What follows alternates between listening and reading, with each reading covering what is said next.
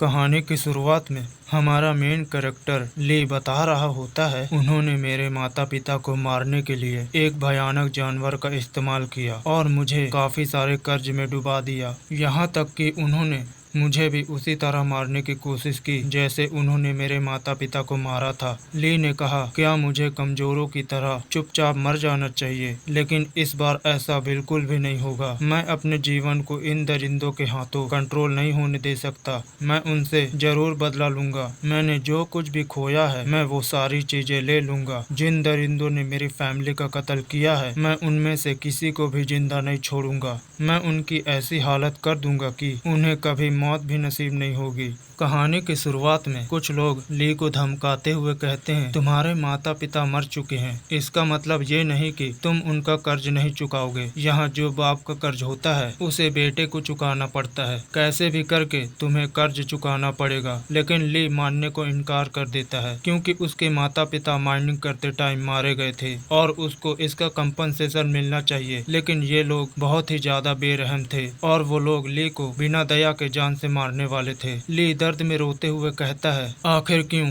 आखिर क्यों? क्या यहाँ हम जैसे कमजोर इंसान को जीने का हक नहीं? तब एक आदमी उसको मारते हुए कहता है, जब तुम अपने पावर को जागृत करने में सक्षम होगे तब हम सभी के अंदर जीने की उम्मीद जागेगी। हजारों लोगों में से सिर्फ एक आदमी अपनी पावर को अवेकन करने में सक्षम हो सकता है, इसलिए यहाँ पर किसी न किसी को रिस्क लेना पड़ेगा। ली की बॉडी से काफी खून निकल रहा था। उसने कहा, क्या मैं इस तरह से मरने वाला हूँ? मुझे इस तरह का दर्द किस लिए सहना पड़ रहा है? क्योंकि मैं एक कमजोर इंसान हूँ। अगर यहाँ पर जो कोई भी कमजोर है उसका लाइफ और डेथ उसके हाथ पर नहीं होता। तभी एक मॉन्स्टर आता है और बड़ी बेरहमी से अपने हाथ को ली के बॉडी के आर पार कर देता है। वो मॉन्स्टर ली को अपने पैरों से जैसे ही कुचलने वाला था वैसे ही तभी ली की बॉडी से कुछ अजीब ऑरा निकलने लगता है और तभी डेटा भी एनालिसिस होने लगता है। तभी ली का सिस्टम भी अपने आप चालू हो जाता है। अगर कहें तो ली हजारों लोगों में से एक बन चुका था जिसने अपने पावर को अवेकन कर लिया था। फिर कहानी पास्ट में जाती है जहाँ पर इंटर डायमंड माइनिंग का सीजन चल रहा था। तभी मेन कैरेक्टर ने कहा, मेरा नाम ली है। मेरा रोज का काम अपने जीवन को जोखिम पर डालकर दूसरे डायमेंशन में एनर्जी स्टोन खोदना है जो कि एक रेडिएशन जोन भी है। यहाँ हजारों लोगों में से एक को अपने पावर को अवेकन करने का चांस मिलता है, लेकिन ये रेडिएशन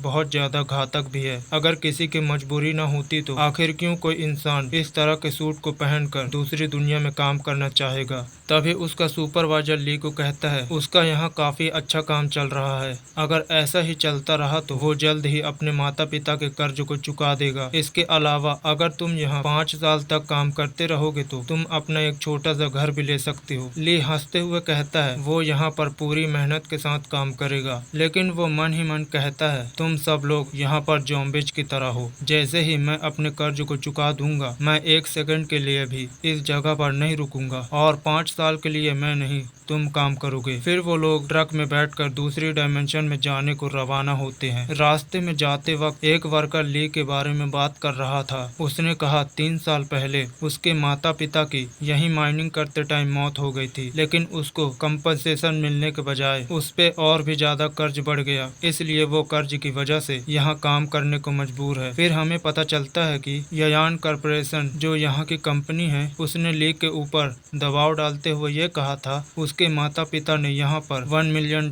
का लॉस किया है। तभी दूसरे आदमी ने कहा, कंपनी ने लड़के को कमजोर देखकर ऐसा किया है। अब उसको यहाँ पर जैसे भी करके उस कर्ज को चुकाने के लिए उसे यहाँ पर लाइफ और डेथ का सामना करना पड़ेगा। इसके अलावा वो उसके मरे माँ बाप के साथ कुछ भी नहीं कर सकते थे, इसलिए उन लोगों ने सोचा होगा बच्चे को काम करवा कर उससे थोड़ा बहुत पैसा वसूल कर सकते हैं। यहाँ ली के दिमाग में उनकी कही हुई बातें चल रही होती है। उसने कहा, यहाँ कभी भी इंसान खुद कमजोर नहीं होता, इंसान को कमजोर बनाने वाले तो ये सोसाइटी और ये दुनिया है। थोड़ी देर बाद ये लोग एक केव के पास आ चुके थे। फिर वो लोग ट्रक से उतरकर केव के अंदर जाने के लिए तैयार हो जाते हैं। फिर सुपरवाइजर ने कहा, अब काम करने का समय आ चुका है, इसलिए सभी तैयार हो जाओ। तभी अचानक जमीन हिलने लगता है और इसकी वजह से एक आदमी से बॉक्स जमीन पर गिर जाता है। कुछ लोगों को लगता है जरूर भूकंप आया होगा। तभी दूसरे आदमी ने कहा, मैंने नहीं सुन रखा है कि दूसरी दुनिया में भूकंप आते हैं। मैं यहाँ काफी सालों से काम कर रहा हूँ,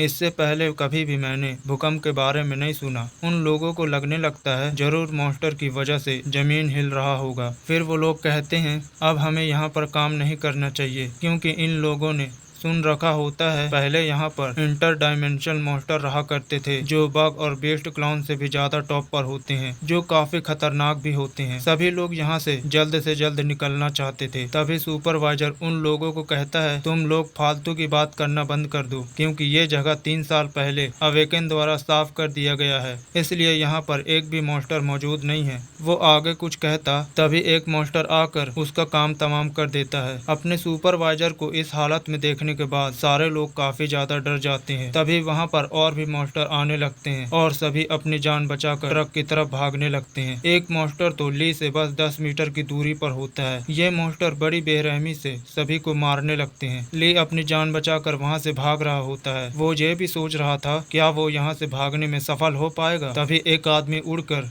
ली से टकरा जाता है, जिसकी वजह से ली दूर जा गिरता है, जिससे वो काफी घायल भी हो जाता है। बाकी लोग ट्रक में बैठकर वहाँ से भागने लगते हैं, लेकिन वो ली को अपने साथ नहीं ले जाते। ली उन्हें रुकने को कहता है, लेकिन वो नहीं रुकते। जब वो ट्रक को लेकर यहाँ से भाग रहे होते हैं, लेकिन वो भाग नहीं पाते, क्योंकि एक मॉन्स्टर आकर उन पे अटैक कर देता है। मॉन्स्टर ने ट्रक के अंदर अपना हाथ डालकर 2 लोगों को बाहर फेंक देता है। तभी ट्रक पलटने की वजह से उसमें आग लग जाती है, जिससे वो ट्रक ब्लास्ट हो जाता है, जिससे वो मॉन्स्टर जलने लगता है। तभी ली को पता चलता है इनकी कमजोरी तो आग है। तभी एक मॉन्स्टर ली के ऊपर अटैक करता है, लेकिन ली उस मॉन्स्टर से बचते हुए जल्दी से एक मसाल को जाकर पकड़ लेता है। जैसा उसने सोच रखा था वैसे ही वो मॉन्स्टर मसाल से डरकर पीछे हटना चालू कर देता है। ली फिर अपने सभी साथियों को बताने लगता है कि ये मॉन्स्टर आग से डरते हैं, इनकी कमजोरी आग है। फिर हमें बताया जाता है आज से करीब 10 साल पहले इस दुनिया पर एक मिस्टीरियस केव ओपन हुआ था, जिससे काफी सारे मॉन्स्टर और बीस्ट निकल कर आए थे। लेकिन यहाँ पर रेडिएशन द्वारा जिस इंसान का पावर अवेकन हुआ था, उनके पास ही मॉन्स्टर से लड़ने की ताकत होती है। इसके अलावा यहाँ पे एडवांस में केव ओपन होने की वजह से ना तो इंसान के पास केव क्लोज करने की पावर है, लेकिन हम इतने एडवांस भी नहीं, हम तो बस ऑर्डिनरी इंसान हैं। ना तो हमारे पास कोई पावर है ना कोई स्ट्रेंथ, इसलिए हमें इस दुनिया में जिंदा रहने के लिए अपने पास जो कुछ भी है उसे इस्तेमाल करना पड़ता है। ना तो हमारे पास मॉन्स्टर से भागने की ताकत है। फिर ये लोग ली के कहने पर मसाल को पकड़ने लगते हैं। हालांकि ये लोग कुछ समय के लिए मसाल से उन मॉन्स्टर को रोक सकते थे, लेकिन ये मसाल ज्यादा समय तक काम नहीं आने वाला था, क्योंकि आग कुछ समय के बाद बुझ जाएगा तो मॉन्स्टर उन पर अटैक करके उन्हें मार डालेंगे। उतने में ली के दिमाग में स्टोरेज रूम का ख्याल आता है, जिसमें पेट्रोल मौजूद था। जब तक रेस्क्यू टीम यहाँ पर नहीं आते तब तक रास्ते को ब्लॉक करके मॉन्स्टर से बच सकते थे। तभी वो लोग एक सर्कल बनाकर धीरे धीरे पीछे हटने लगते हैं जहाँ पर पेट्रोल मौजूद था। थोड़ा पीछे जाने के बाद ली ने पेट्रोल को जमीन पर गिराने के लिए कहा। फिर एक आदमी पेट्रोल के ड्रम को जमीन पर गिरा देता है, जो सीधा एक मॉन्स्टर तक पहुँच गया। इस चीज का फायदा उठाकर कुछ लोग इस पेट्रोल पर मसाल फेंक देते हैं, जिससे वो मॉन्स्टर जलकर मारा जाता है। फिर वो लोग जल्दी से केव के अंदर चले जाते हैं। फिर एक आदमी ली को शुक्रिया कहता है, क्योंकि वो लोग ली की वजह से बच पाए थे, वरना अब तक तो वो लोग बाहर ही मॉन्स्टर का शिकार बन चुके होते। तभी उन लोगों के पीछे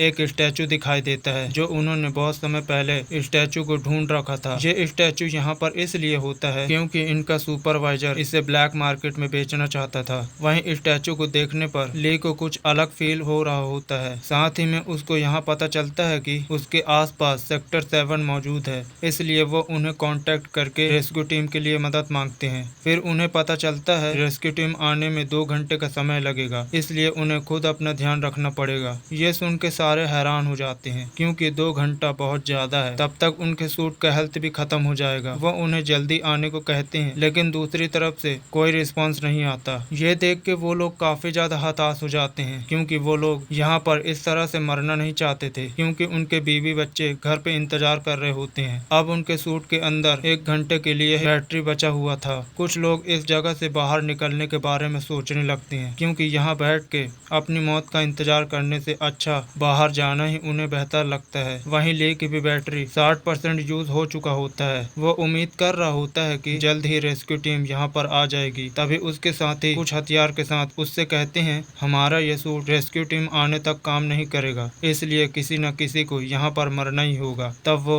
एक बूढ़े और ली को चूज करते हैं। एक आदमी ली की तरफ अपना हथियार आगे करते हुए कहता है, तुम्हारा यहाँ काफी कर्ज है, इसलिए तुम्हारा जिंदा रहना काफी मुश्किल हो जाएगा। इससे अच्छा तुम्हारी वजह से कोई दूसरा बच जाएगा, इसलिए तुम अपने सूट का बैटरी मुझे दे दो। ली ये सुन के काफी गुस्से में आ जाता है। ली कुछ बोलने ही वाला था, लेकिन तभी उस आदमी ने ली के ऊपर हमला कर दिया। ली बचने की कोशिश करता है, लेकिन उसे काफी चोट आ जाती है, जिससे वो घुटने के बल बैठ जाता है। वो लोग ली के सूट को निकालते हुए कहते हैं, तुम जल्द ही रेडिएशन के कांटेक्ट में आ जाओगे और तुम्हारा पावर अवेकन हो जाएगा। अगर तुम अपने पावर को अवेकन करने में कामयाब हो जाओगे तो तुम हमारे सेवियर बन सकते हो। ली गुस्से में मन में कहता है, अगर मेरी पावर अवेकन हो गई तो सबसे पहले मैं तुम लोगों को मारूंगा। ली का मास्क हटाने से उसे काफी दिक्कत होने लगती है। वो लोग हंसते हुए कहते हैं, यहाँ हजारों लोगों में से केवल एक इंसान के पास ही सुपर पावर अवेकन करने का चांस होता है और तुम सोच रहे हो तुम्हारे पास लक मौजूद है। वो लोग ली की बैटरी को निकाल लेते हैं। ली को सांस लेने में काफी मुश्किलात हो रही थी, जिससे वो खांसने लगता है। ली की बैटरी को लेने के बाद वो दूसरे लोगों को देखते हैं, जहाँ एक लड़का दो लोगों को आगे की तरफ धक्का देते हुए उस जगह से भागने लगता है। फिर वो लोग उसे रोकने के लिए उसके पीछे पड़ जाते हैं। फिर वो लड़का ट्रक में जाकर बैठ जाता है। वो सोच रहा था, अगर मैं यहाँ पर इस तरह से मारा जाऊंगा तो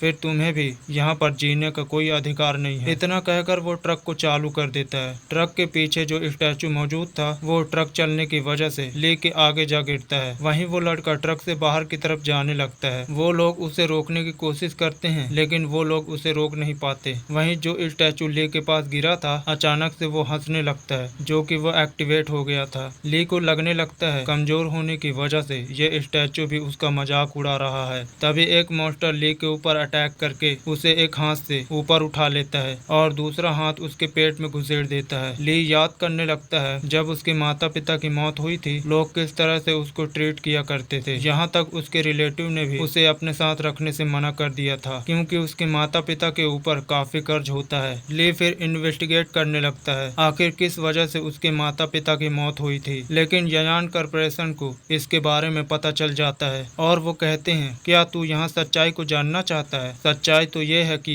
तेरे माता पिता की हमारे खिलाफ जाने की वजह से मौत हो गई। ना तो हम तुझे कंपनसेशन देंगे, इसके अलावा तेरे माता पिता ने जो भी हमारा लॉस किया है वो तुझे हमें देना पड़ेगा। एक आदमी ली के ऊपर लात रखते हुए कहता है, मैंने तुझे पहले ही कहा था, तुझे पेपर पर साइन करके हजारों डॉलर ले लेने चाहिए थे, लेकिन नहीं, तुझे तो महात्मा बनने का शौक है ना। अगर तू ये ना करता तो तुझे इतना कर्ज भी नहीं लगता। अब मैं हर महीने तेरे से इंटरेस्ट के साथ पैसे लेने आऊंगा। अगर तू हर 15 तारीख को पैसे नहीं देगा तो हम तेरी और भी ज्यादा हालात खराब कर देंगे। फिर तू हमें ब्लेम मत करना। उन्होंने ली को इंटर डायमेंशन में जाके काम करने को कहा, क्योंकि वो इसी काम को करके पैसे जुगाड़ कर सकता था, जहाँ लाइफ और डेथ का सामना करना पड़ता है।